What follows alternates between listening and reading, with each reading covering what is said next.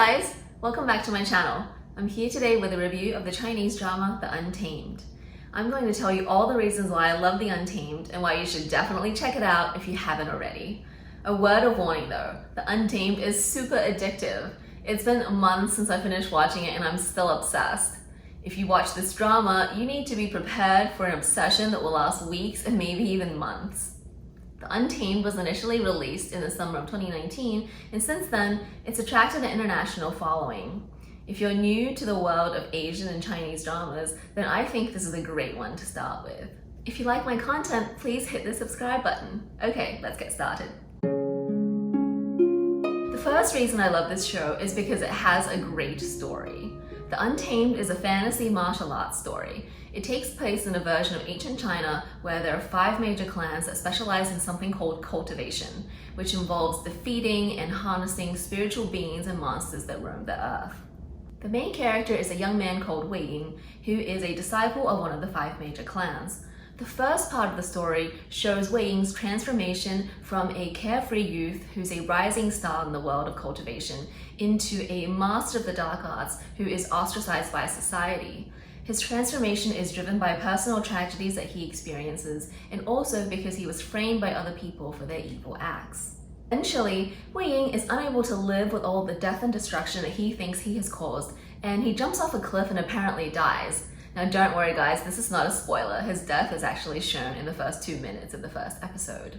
16 years later, he's resurrected, and after reuniting with his best friend Lan Zhan, they set out to uncover the mysteries and plots that led to Wei Ying's downfall 16 years ago.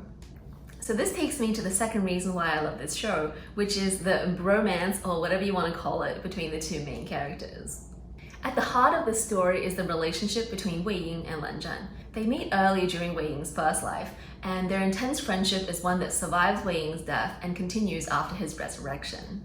This drama is based on a web novel called MoDaoZuShi, or The Grandmaster of Demonic Cultivation. The drama follows the novel pretty closely, except for the fact that in the novel, eventually the 2 lead characters fall in love.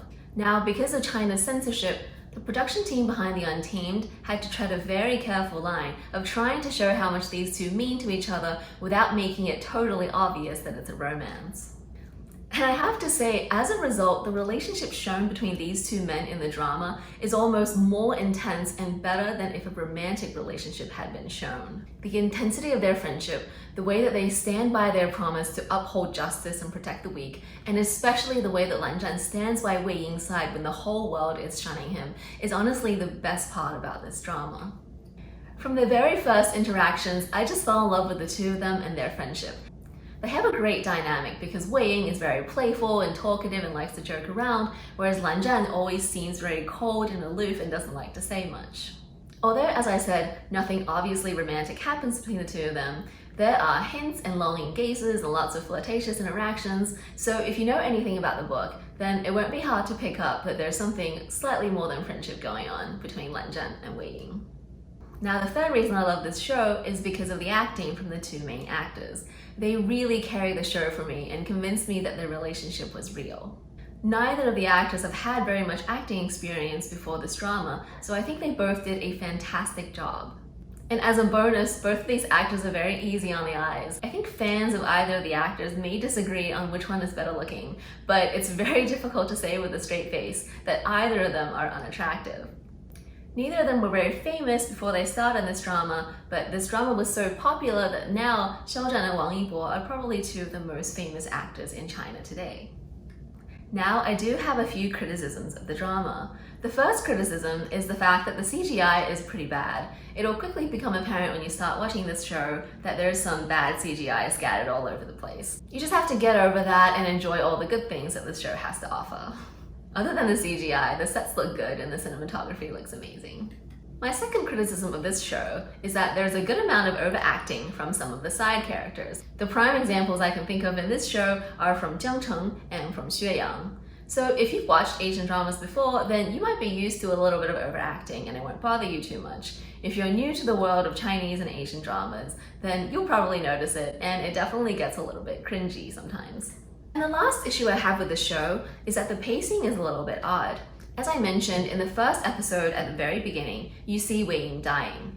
You then get about 2 episodes of the story 16 years later when he's resurrected. And then from about episode 3 onwards, you get 30 episodes of the flashback of the 16 years before. So this means the first few episodes feel a little bit confused, and I strongly encourage you not to judge the show based on those episodes.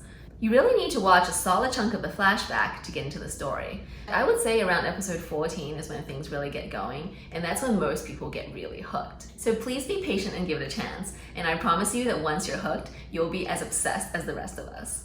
So there you have it. That's my review of the Untamed and why you should definitely check it out if you haven't already. You can watch the Untamed on YouTube, on Viki, and on Netflix. I hope you liked this video, and I would love to hear your thoughts in the comments box below.